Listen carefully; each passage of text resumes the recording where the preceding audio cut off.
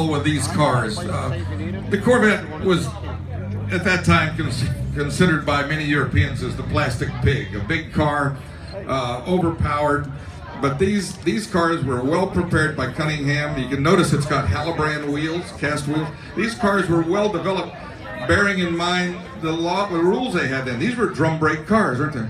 Yes, they're drum brakes. Press them and pray? Yeah, exactly. That's exactly what they are, no doubt about it. I can tell you that firsthand. And what kind of horsepower was this putting out back then, about 350? This is actually a 290 horse, and they kept it stock, so it was a 283 cubic inch motor. And the highest finish was, the first year was 8th? 8th overall and first in class. So it's the first Corvette to ever win its class at Le Mans. That's phenomenal. I mean, it really brought new respect to the American teams and to Chevrolet. Absolutely. The neat thing was, 40 years later, actually more than 40 years, Corvette came again with the C5R, ended up getting 8th overall and first in class. So same thing. Now, I know that you're not only a Corvette fan, but you're a Ford GT fan. So this year at Le Mans, Ford is showing up with a new GT, and they're going to go head-to-head with the Pratt & Miller Corvettes. Now, Pratt & Miller's had a lot of success with Corvettes. Ford's going to be the newbie. What's your pick? Corvette. Me too. You know, there's a great story on how you acquired this car. You knew about the car, you knew where it was, the owner wouldn't sell it for years, and then what happened, Lance? Well, first off, it was my father, Chip Miller. Unfortunately, he passed away in 2004, but he found his love. I mean, he loved this car like no tomorrow. And, you know, they hunted it down. It took 9 years to find. Finally, they got the VIN numbers from Le Mans, the ACO. And which would be about the only way to make sure you had the right car and track it down. 9 years to find. And even that's chancy. Yeah, that's chancy today with Corvette. Absolutely. So fortunately they found it, and it didn't look anything like it did. They got a lot of pictures of the car, exactly how it was back in the day. They restored it to as you see it today, near perfection. Now this is a Kevin McKay restoration? But yes. But the man wouldn't sell it when you first approached him, or when your father first approached him, I understand. And then finally a trade worked out. How long did that take? Well, it was 7 years, but once the gentleman, he had a bad flight, that's what he was he would just go out and fly planes. So one day he had a bad back, and he said, you know what, it's time. So after 7 years, he came out and decided to finally sell it.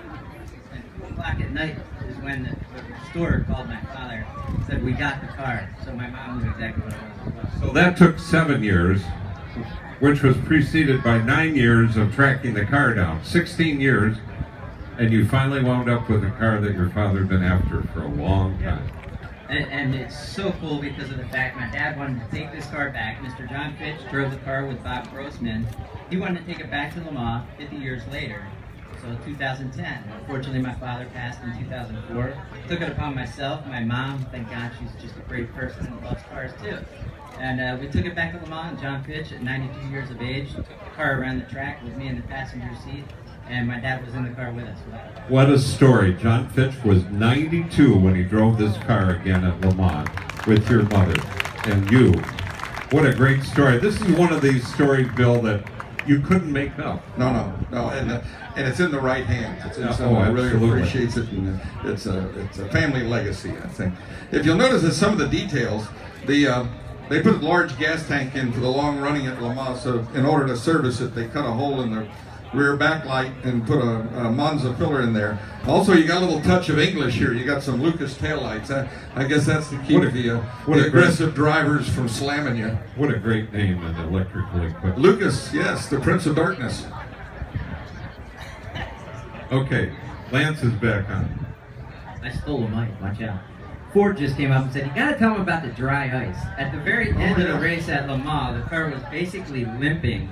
And everybody was cheering for Ferrari at the time, and everybody else out there in this new Corvette, you know, more or less they didn't care about.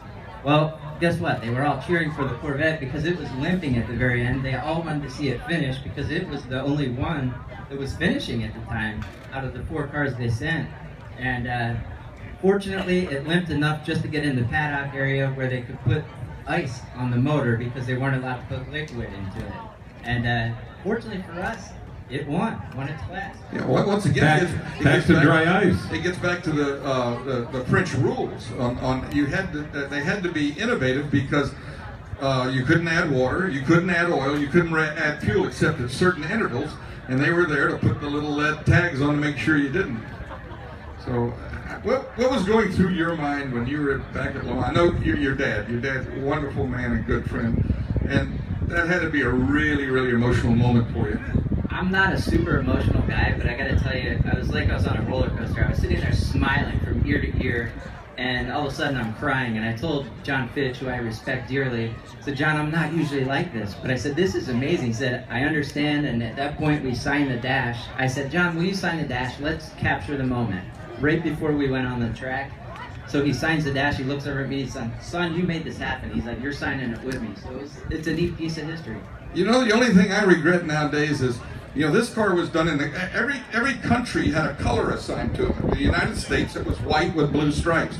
Wouldn't you like to see the Corvette team go back white with blue stripes and represent America in the original colors? I'd love it. I'd love to see that. I was told that the reason why the back panel on the new Corvettes was black is they had an oiling problem, so to hide it, they painted the black panel black. Hey, it works, right? It works. That worked. What a great story and a wonderful car added to your Corvette collection, Lance. Well, crank it up and let me put the mic down by the exhaust. I mean, we got to appreciate that. And Lance, you're doing an auction. The Carlisle Group is doing an auction here in Lakeland in November next month for the first time. It's actually much more than an auction. We're going to have Burt Reynolds there as well. It's going to be at the Sun and Fun facility. I see lights over there as well, so he runs the show over there. And nevertheless, it's going to be a great event. We're going to have an auction, like you said, park around. If you're ever in Carlisle, Pennsylvania, we do a lot of big car shows. We're bringing it down to Florida. We're excited about it. November 13th to the 15th. Congratulations. Welcome to Florida. And there'll be something there for everybody in the audience, right? You're coming, right? Oh, you bet. Yeah. Do I have to bring a checkbook or is my credit good? No, you're good. Yeah.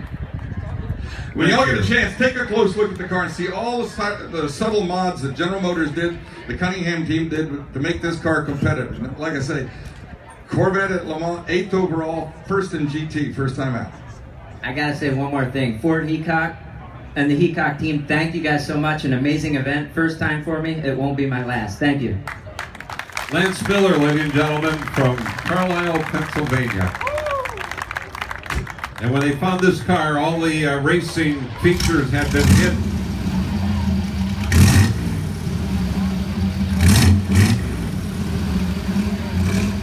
Thank you, Lance. What a great story. Amazing how these cars survived. It is, and it was such a terrific effort by Cunningham operation to talk Chevrolet and to go into Le Mans. You know, Le Mans is the premier endurance race in the world, no doubt about it. There's something about driving in a 24-hour race that it's almost therapeutic.